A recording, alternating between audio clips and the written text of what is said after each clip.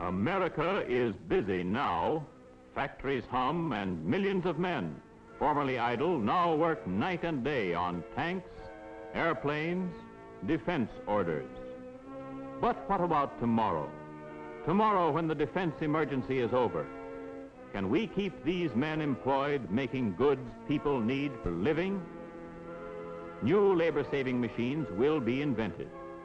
Must they again throw men out of work? Or can we use the new machines to make more goods, more jobs?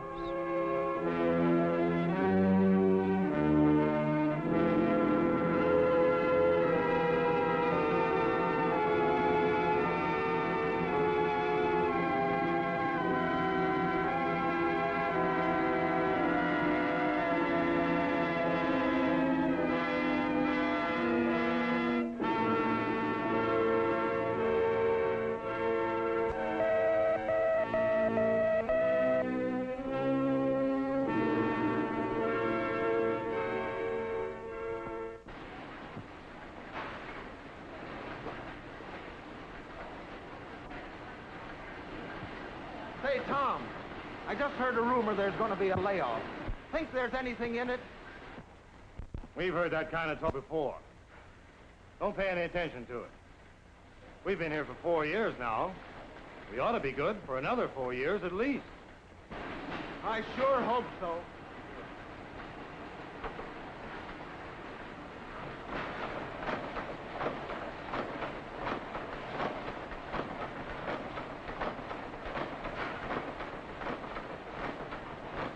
Here comes the boss. Looks worried.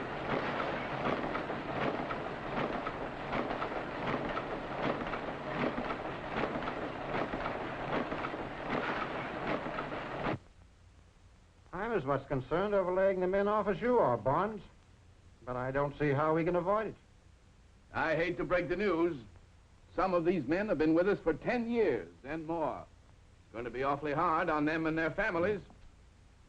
But this decision wasn't reached overnight. The board's been discussing it for months. We have finally decided to put in the new labor-saving machinery. Costs will be lower and production greater. That will be good news for the stockholders if it works. But there still remains the question of the men. By the way, how many men are there in Department 5? 64. 64? Well, I'm sorry to give you these instructions, Barnes, but the machinery will be ordered. It will be delivered next week. And that means? The men in number 5 will have to go. I'm sorry.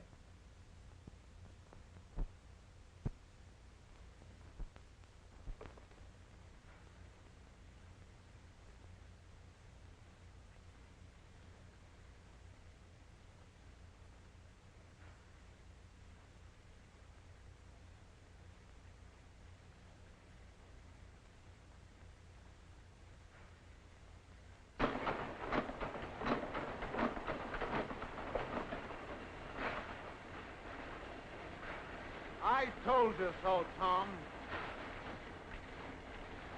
High-speed machinery goes in. But men like you and me go out. Yes, machines come in and men go out. Everywhere the same story. These whirring wheels spinning faster, ever faster. A mighty crescendo of production. They typify a constantly changing industry. An industry that ever seeks to do its appointed work cheaper and quicker and better.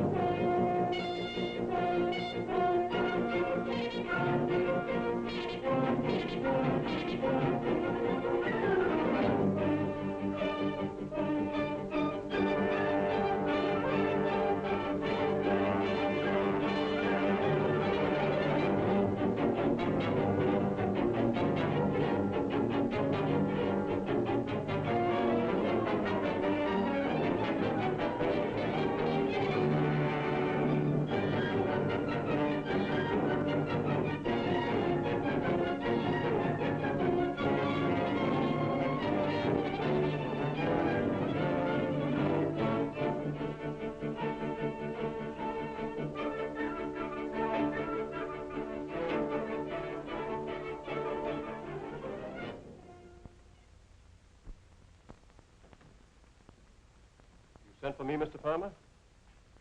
Oh, yes, Colby. I'm glad you came. That will be all, Miss Warren. Something I want to show you.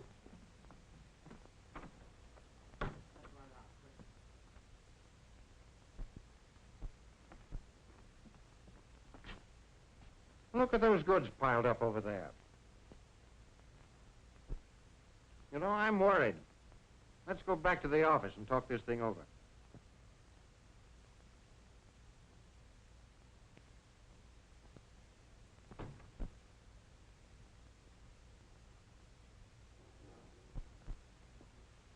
We've got to do something.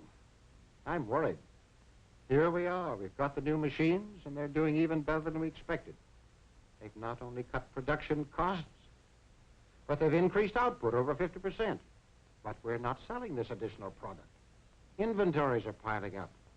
Now, what are we going to do about it? It seems to me we've got to change our plan completely. The trouble is we've always catered to a fairly small class of customers at a good price. Sales have come pretty steadily and fairly easily. Now that we're increasing production, we've got to put on more pressure, work the territory more intensively. You mean more advertising? An increased sales force? Additional dealers? Yes. Start an aggressive selling campaign right away. Tell the people more about the advantages of our product. Use billboards, magazines, radio. Sell the dealers on the plan in advance and have them well stocked. That will relieve our inventories and get the goods into the hands of the consumers. Well, I'm not sure the plan will work, but it's worth trying. I'll take it up with the executive committee tomorrow. Meanwhile, suppose you work out a rough estimate of the cost of the campaign and let me have it tomorrow. I'll do that.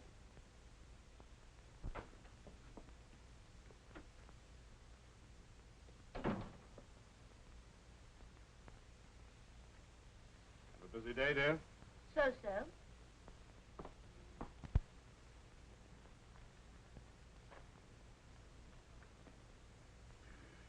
Did you have any luck today, Tom? Same old story all over again. No jobs, no luck. Well, never mind, honey. You'll get a break soon. Alice, there's something I want to talk to you about. Tramp the streets of this city till I know every building by heart. Hey, there just aren't any jobs to be had. It's the same story everywhere. New machines, high-speed production, fewer jobs, and 10 men for every job that can be had. You're just tired, dear. Please let me finish, Alice. About a week ago, I wrote to Cousin Martin. I told him what we were up against. So I asked him if he could possibly find a place for us on his farm.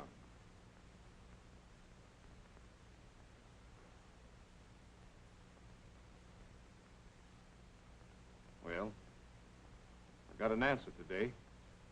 He wants us to come out and live with him. He says I can be of some help to him, and he's sure that Jane could find a lot of work for you to do. We can go right away.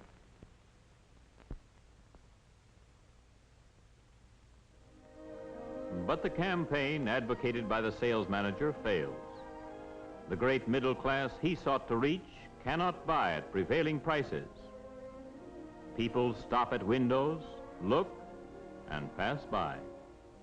Yes, the campaign failed. It failed in the city and in the country, too. Let's look in at a typical country store. Anything wrong with the bill, Martin?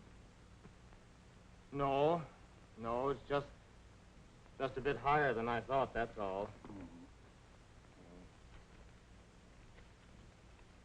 There, I guess that'll take care of it all right. That's right. Thank you. Martin, how about taking home that gas engine? You want it, don't you? Sure, there's a lot of things around here we could use, but the price is still too high. And that's one of the things I guess we'll have to do without for a little while longer. Well, it'll be here when you're ready. All right. Goodbye. Goodbye.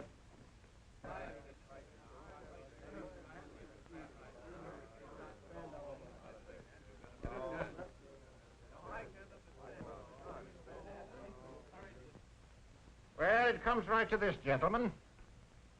We have made a large investment in labor-saving machinery. It is giving us a bigger output at a large saving in labor costs. The sales campaign was well enough done, I'm sure of that.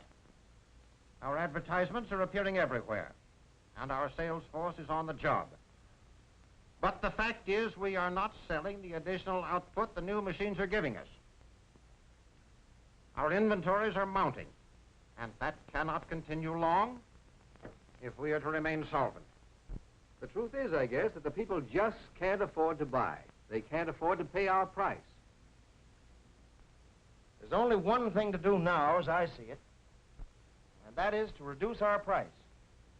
This would, I believe, give us a larger market and bring us many new customers who can use our product, but who cannot afford to buy it now. That doesn't always work. I'm also a director in a food company, and I know very well that a lower price doesn't always sell more food. Reduce your price anyway, Bill. A lower price on some things helps the people to buy other things, and that helps the rest of it. Maybe, but it doesn't help our food company. Well, now let's see. Even if the price reduction plan did work, it would reduce our profits drastically and make it more difficult to pay a fair dividend, wouldn't it? Not necessarily. The profit on each article would be less, of course. But if we succeed in expanding our market sufficiently, we might sell so many more articles, the total profit would not suffer. In fact, if the plan worked out real well, we might even have to buy more machines and re-employ the men who were laid off because of new equipment. Total profits might then be greater. I'm afraid of it. Price reduction is dangerous. You can reduce prices easily enough, but you can't get them back again to the old level if you have to. At the same time, I do think the key to the problem is to expand our market. In my opinion, though, that will only happen when we get a little more prosperity and wages go up all over the country. Then most everybody could afford to buy our product. Why not start the ball rolling by raising wages in our own plant right now? Why bring that up again? It wouldn't be a drop in the bucket. Besides, we'd probably go broke. Whatever we do, I, for one, am convinced that we've got to expand our market by getting more people to buy our product. Yes, I know. Well, I know. These men are the strategists of business. Throughout this broad land, they seek constantly to solve this puzzle, to untangle the web of prices and buying, of costs and income, of machines and of men.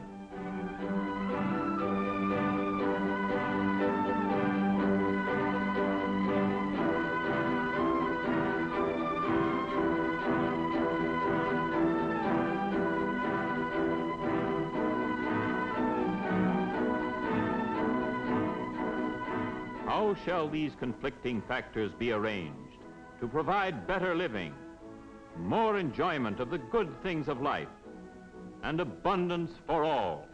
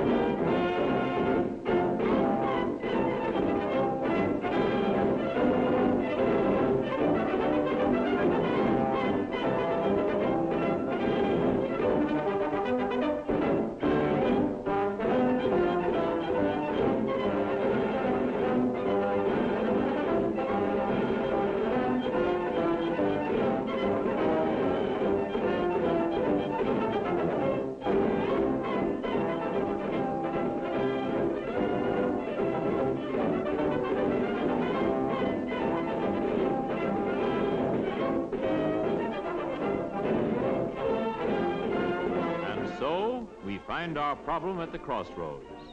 Broad highways leading in all directions. Which way shall we take?